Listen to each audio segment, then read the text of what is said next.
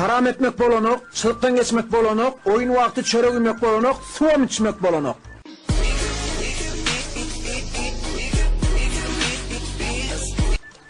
Size de kaytalavaygen. Haram etmek bolanok, çılığı atmak bolanok, çılıktan çıkmagan bolanok, giyirmeyen bolanok.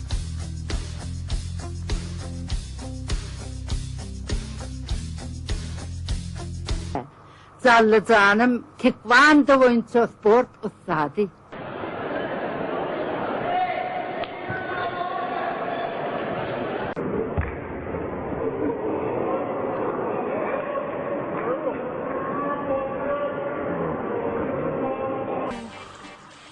Ehvani. Ehvani. Ne mi oldu?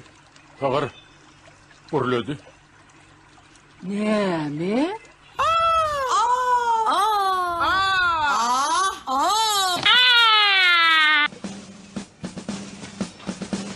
Katarını korma.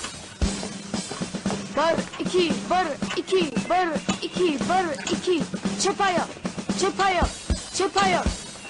Çağrı, güncürü. Bir, iki. Çepaya. Güncürü. Durun. Birader gözleyin.